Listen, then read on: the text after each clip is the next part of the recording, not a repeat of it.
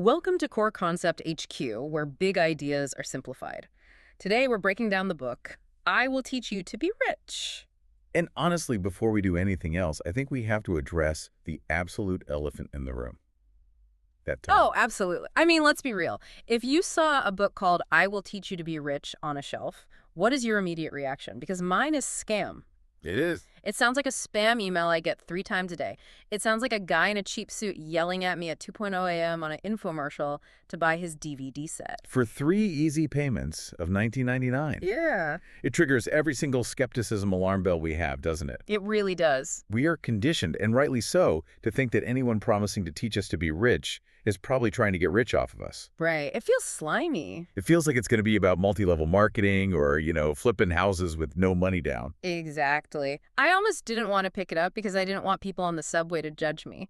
But, and this is a huge but, once you actually crack the cover, you realize Ramit Sethi, the author, is fully in on the joke. Mm-hmm.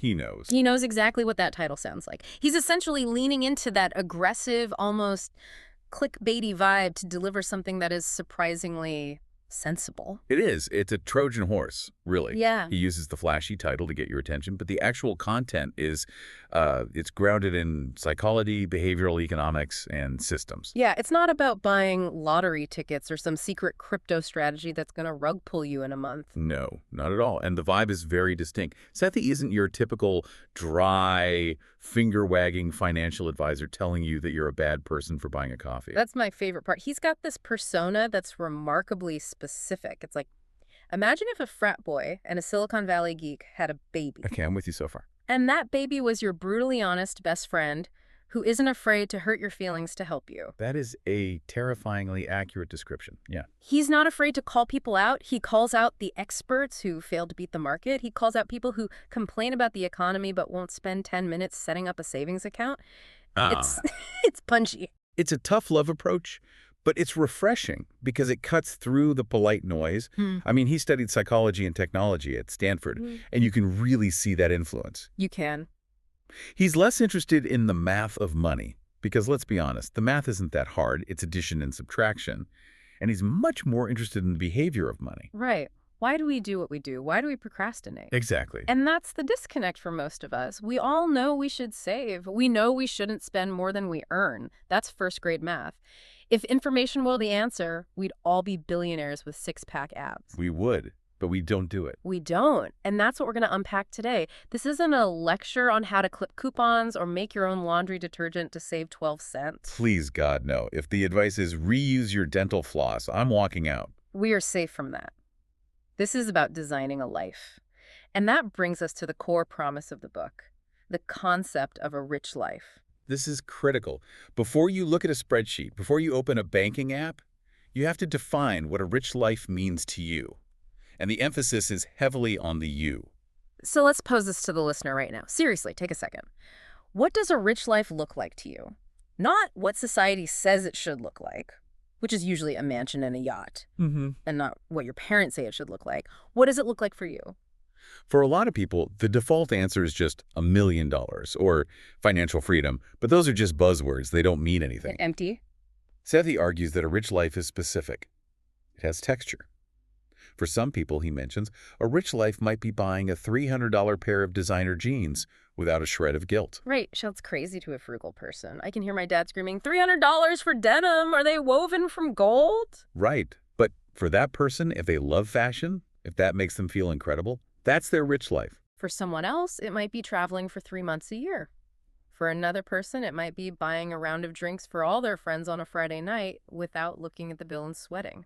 There's a great example he gives about appetizers that I think really nails this. Yes, the appetizers. I related to this one so hard. He talks about how, for him, growing up, they didn't order appetizers. That was a luxury. You went to the restaurant, you got the main course, maybe water, and that was it. That was my family, 100%. Appetizers were for your birthday. Maybe. Exactly. So part of his rich life definition became being able to go to a restaurant and order appetizers without looking at the price. It's a small thing, right? It's not a Lamborghini. But it represents freedom. It represents not having to crunch numbers for a simple pleasure. And that's the key takeaway to start us off. Being rich isn't just a number in a bank account. It's using money as a tool to design the life you actually want to live. It's about freedom, not just hoarding cash like a dragon sitting on a pile of gold. Precisely. It's about shifting from "I can't afford that" to "I choose to spend my money elsewhere." But to get there, we have to clear out some mental clutter, which leads us to the psychology of money. Okay, let's unpack this. Sethi draws a fascinating parallel between money and food. And considering how messed up our relationship with food usually is, it makes sense our relationship with money is just as weird. It's a perfect analogy. Think about how we treat diet and exercise. We all know the basics. Eat less, move more, eat actual food. It's simple. It's incredibly simple. But instead of doing that, what do? We obsess over the minutia. Oh, totally. We argue about trans fats. We debate the merits of apple cider vinegar versus keto versus paleo versus carnivore. We buy supplements with names we can't pronounce. We act like we need a PhD in biochemistry just to eat lunch. Right. We debate the 0.1% of the equation while ignoring the 99%. And we do the exact same thing with money. We obsess over tax loopholes. Or we worry about the economic implications of a geopolitical event in a country we can't find on a map. Or we track every penny to see if the price of celery went up by 4 cents. We focus on the minutia because it makes us feel like we're doing something. It feels productive to read a gloom and doom article about the stock market. Sethi calls this intellectual entertainment. It's sophisticated procrastination. That's all it is. Yes. Debating whether a Roth IRA is better than a traditional IRA is a complete waste of time if you haven't started saving a single dollar yet. We use the complexity as an excuse to avoid the boring, hard work of just setting up the system. It's easier to debate the best running shoes than it is to actually go for a run. It is. And underneath that procrastination, there are usually what Sethi calls invisible scripts. Okay. These are the internal narratives we have running in the background of our brains. Usually we absorb them from our parents or society without even realizing it. They're like software running in the background that we didn't install, but they guide our decisions unconsciously. Let's dig into these because I think everyone has at least one. What does an invisible script look like in the wild? Okay, a common one is investing is gambling. Oh, that's a big one. Think about that. If you grew up in a household where the parents lost money in a crash or just didn't understand the market, you probably heard this. It's a casino. It's rigged. Right. If that's your script, you're going to be terrified of the stock market. You'll keep your money in a savings account, losing value to inflation because your script tells you the market is a dangerous place where you will lose everything. Or how about we don't talk about money? That's a huge one. It makes money this taboo, shameful subject. So when you get into debt or you don't know what to do, you don't ask for help because, well, we don't talk about it. Or rent is throwing money away. That's a classic American script. It forces people into buying homes they can't afford because they think they have to. They feel like they're failing if they're renting. Exactly. They think if they are renting, they're failing. Even if the math says renting is actually smarter for their situation, which we will get to later, they feel like a failure because the script says owners are winners, renters are losers. Another big one is the moral judgment script. Rich people are greedy, or you have to be shady to get wealthy. Yes. If you believe that deep down, you will self-sabotage. Because if getting rich makes you a bad person and you want to be a good person, you will unconsciously push money away. Exactly. Sethi's point is that you have to identify these scripts. You have to pull them out into the light and ask, is this actually true? Or is this just something my dad said in 1995 when he was stressed about bills? Because until you rewrite those scripts, no amount of technical advice will help you. You'll just keep fighting yourself. So let's say we identify the scripts. We realize, okay, I'm scared of investing because my uncle said it's a scam. How do we move forward? Because I think a lot of people get stuck in what's called analysis paralysis. For sure. They're so afraid of making the wrong move that they make no move. This is where Sethi introduces the 85% solution. And honestly, this is liberating, he says. Getting started is more important than being an expert. I love this concept, but I have to play devil's advocate here. 85% works for a diet. If I eat clean 85% of the time, I'm good. But with money, if I get my investments wrong, I lose actual money. 85% feels reckless when we're talking about my life savings. It's the fear talking, though. It feels reckless because we're trained to think there's one perfect stock or one perfect fund that will make us rich, and if we miss it, we're doomed. Okay.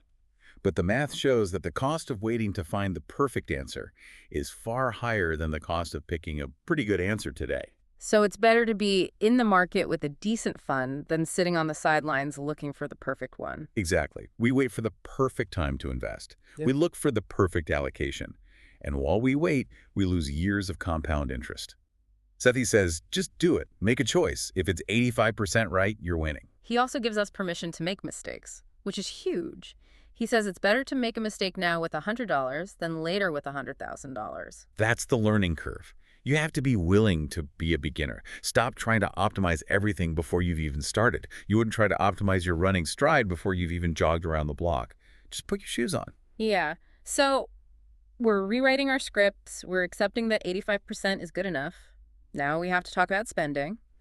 And this is where Ramit really diverges from the traditional latte shaming crowd.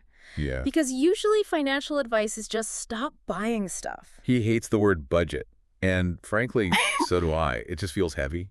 It's like the word diet. It just sounds like deprivation. It sounds like misery. It sounds like I can't have any fun ever again. Right. Traditional budgeting is all about looking backward and feeling guilty. Yeah. You sit down at the end of the month, look at your statement, and say, oh no, I spent $50 on coffee. I'm a failure. I'm a bad person. And it relies entirely on willpower. Totally. And we know from psychology that willpower is a finite resource. It's like a battery. Eventually it runs out, you snap, and you buy a jet ski. Or at least a very expensive pair of shoes. Or you order enough takeout to feed a village.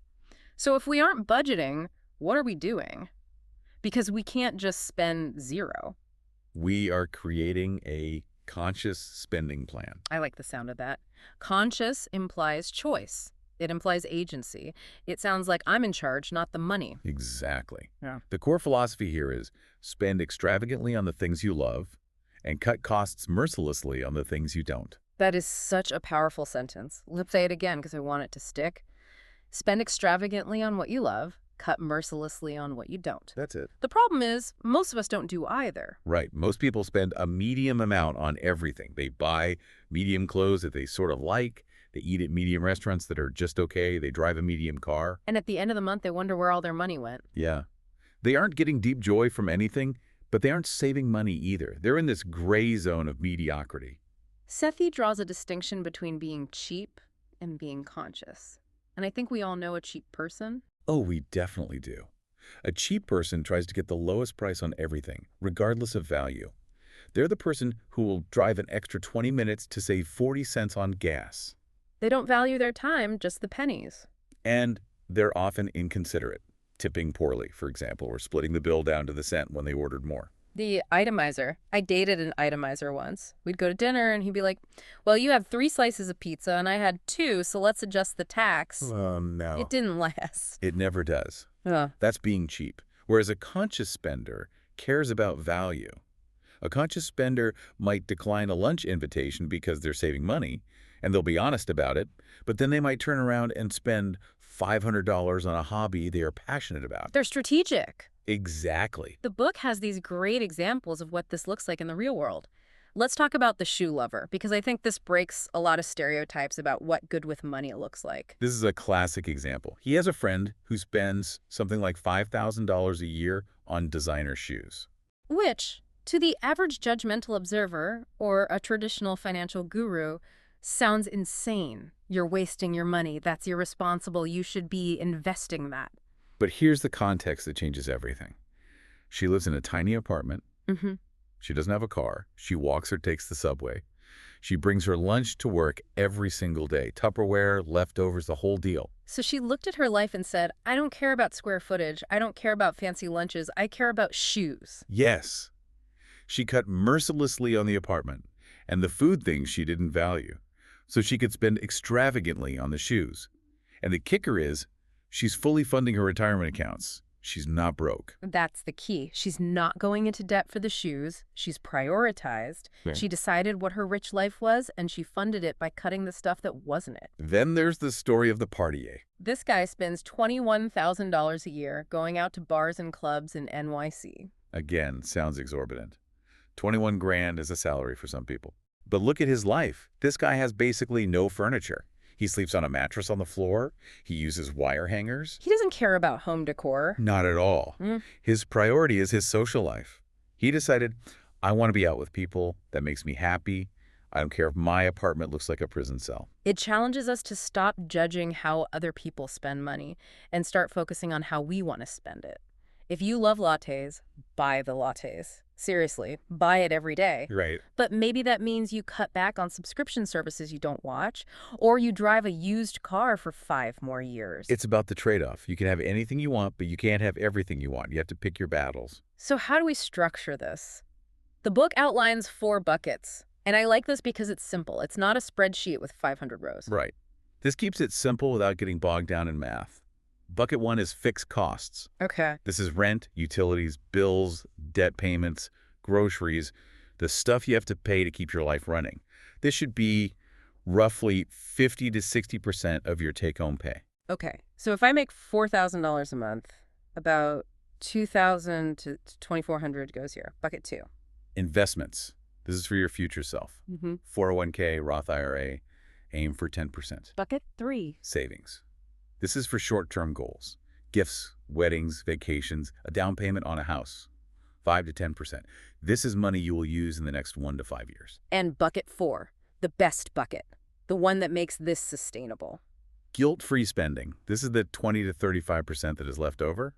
This is for the fun stuff. Dining out, movies, the shoes, the lattes, the drinks for friends. The beauty of this system is the guilt-free part.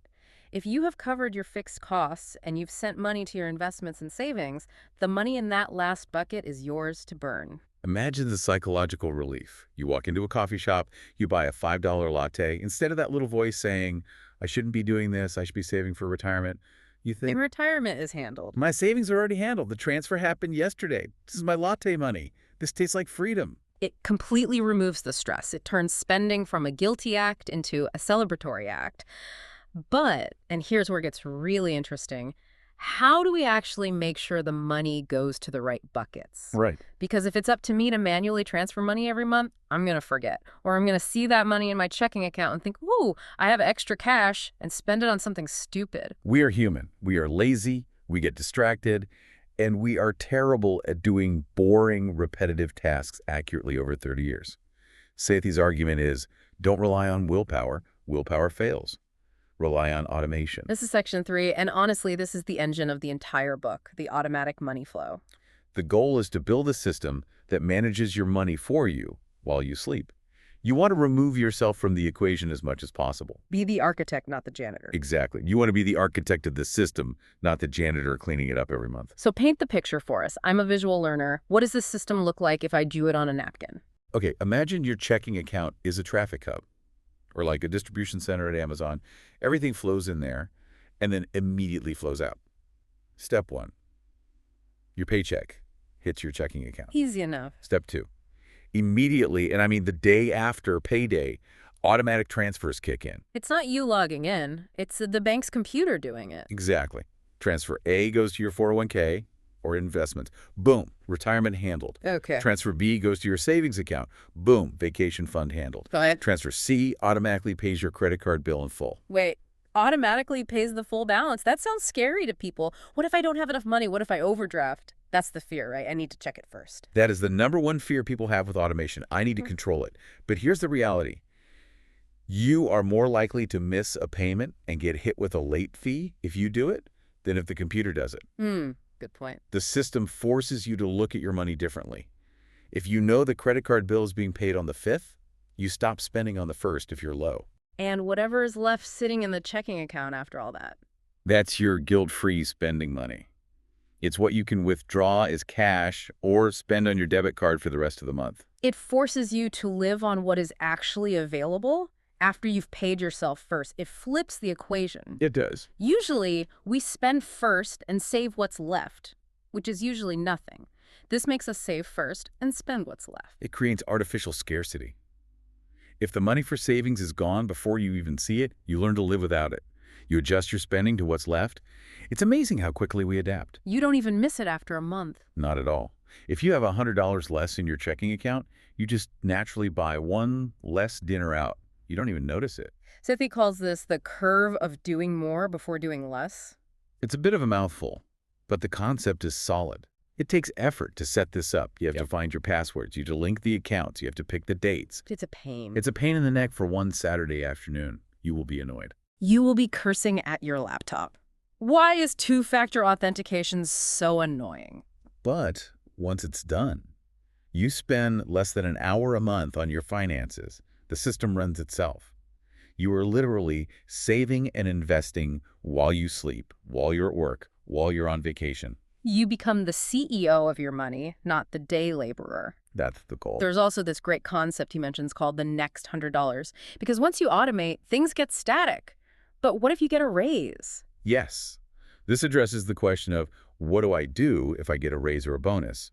Most people just absorb it into their lifestyle. They start eating at slightly nicer places, buying slightly nicer clothes. That's lifestyle creep. You make more, you spend more, and you end up with the same amount of savings. Zero. So instead, you decide now where your next $100 goes. Exactly. You make a rule today while you're thinking clearly. If I get an extra $100, $50 goes to my car fund, $25 to investing, and $25 to a nice dinner. You script the decision beforehand. So you don't have to think about it when the money arrives. When the bonus hits, the plan is already there. You just execute. Automation is the how. Now let's talk about the where, specifically investing. Section 4. And this is where people get intimidated. Totally. They think they need to be picking stocks, watching CNBC, and reading annual reports. They think investing means being the wolf of Wall Street, screaming into a phone, looking at 6 monitors. They think they need to find the next Amazon or Apple before it gets big. And Ramit's message is, stop it. You are not a stock picker. And frankly, neither are the professionals. He uses this fantastic wine analogy. It's a study where they took professional wine tasters and gave them a blind taste test. They couldn't distinguish between a cheap bottle and an expensive bottle. They were just making it up. They were making it up. They were using flowery language to describe what was essentially grape juice. And the parallel is that mutual fund managers, the experts who charge you high fees to pick stocks, usually fail to beat the market average. The data is devastating. Over a 10 or 20-year period, the vast majority of active fund managers perform worse than a single index fund. And they charge you massive fees for the privilege of losing your money. So if the experts can't beat the market, what makes you think you can doing it in your spare time? You can't. So if we aren't picking stocks, what are we doing? Sethi outlines a ladder of personal finance. It's a step-by-step guide. Let's walk through the rungs, but I want to push back on each one to make sure we get the why. Let's do it. Rung 1 is the 401k match. Why is this first? Because it is literally free money. It's 100% return. It is a 100% return on your investment instantly. If your employer offers a match, say if you put in 5%, they put in 5%, that is guaranteed. You put in $1, they give you $1. There is no other legal way to make a 100% return in 0 seconds. If you aren't doing this, you are effectively taking a pay cut. You are, absolutely. Okay, that makes sense. Don't leave money on the table. Rung 2. Debt, specifically high-interest debt, like credit cards. This is a financial emergency. An emergency. If you're paying 20% interest on a credit card, that is destroying your wealth faster than you can build it. Investing while you have credit card debt is like trying to fill a bucket that has a giant hole in the bottom. You have to plug the hole first. Rung 3, the Roth IRA. Now, explain this simply, because my confusion is, why would I pay taxes now? I'm broke now. I want to pay taxes later when I'm rich. That's the intuition, but let's look at the math. The Roth IRA is magical because you pay taxes on the money now when you put it in, but then it grows tax-free. And when you take it out in retirement, you pay 0 taxes. Okay. Think about it this way. Would you rather pay taxes on the tiny seed or on the giant harvest? On the seed. Right now, you are likely in a lower tax bracket than you will be when you retire. You pay the tax on the seed, the small amount you put in. Over 40 years, that money grows to be huge, the harvest. And the government can't touch a penny of the harvest. Okay, that clicks. I'd rather pay tax on the $5,000 now than on the $500,000 later. That's a gift to your future self. Exactly. Okay, so we've done the match, killed the debt, maxed the Roth. What's Rung 4? What do we actually buy inside these accounts? Target date funds. This is the set it and forget it solution Ramit champions. I love target date funds. But for someone who doesn't know, what is it? Think of a target date fund like a relentless personal assistant for your portfolio. You pick the year you want to retire, say 2055. You buy the Target 2055 fund. Simple.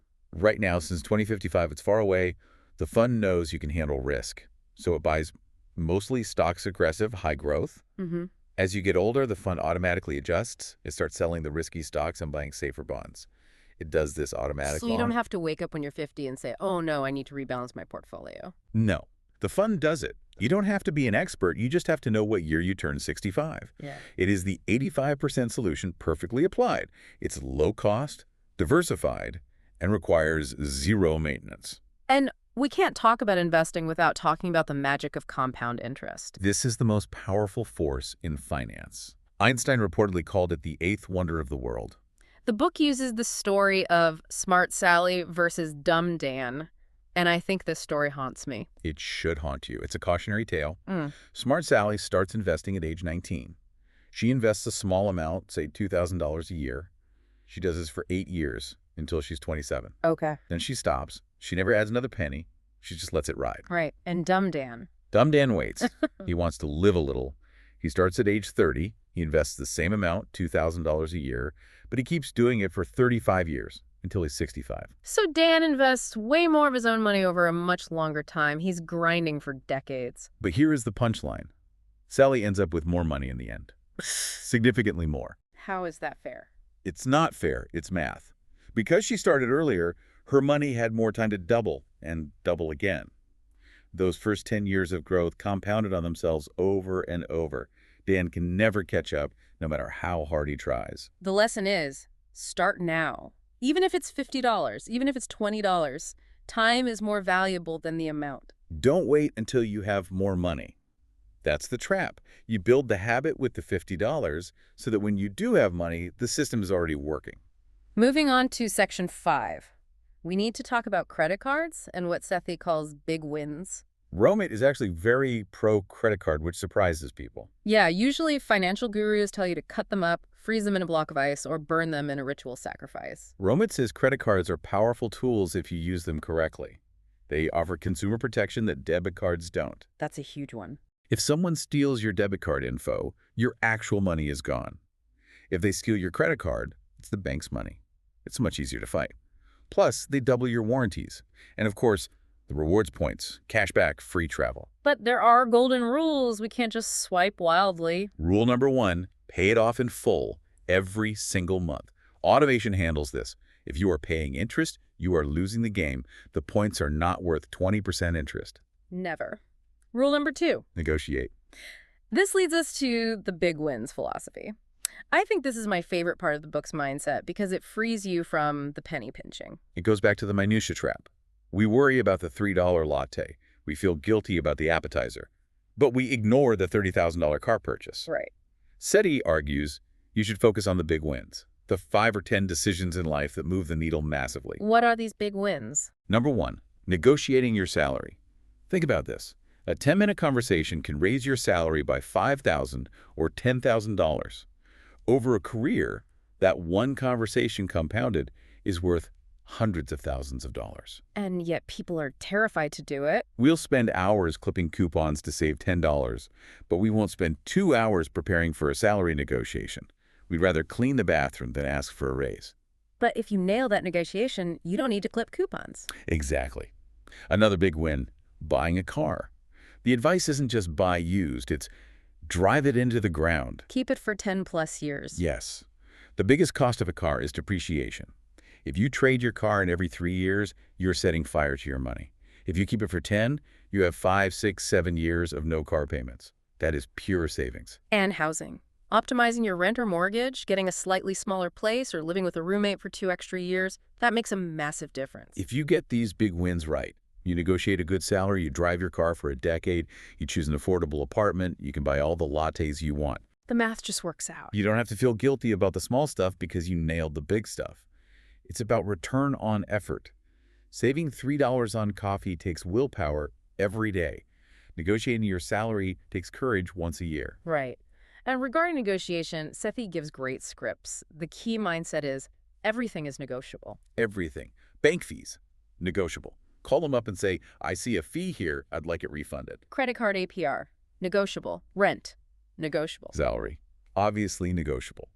And the trick isn't to be aggressive or mean. I think people imagine negotiation as like a hostage situation. give me the money or else. Yeah, that's not it. No, it's about preparation and politeness. I've been a loyal customer for 5 years. I see you're offering this rate to new customers. I'd like you to match it, or for salary. Here is the value I've delivered this year, and here is the market rate for my role. It's business. It's not personal. And it works more often than you think. This brings us to the final section. We've set up the system. We're investing. We're focusing on big wins. Now we look at the big picture, the rich life. We circle back to where we started. A rich life isn't just about the money. It's about what the money enables.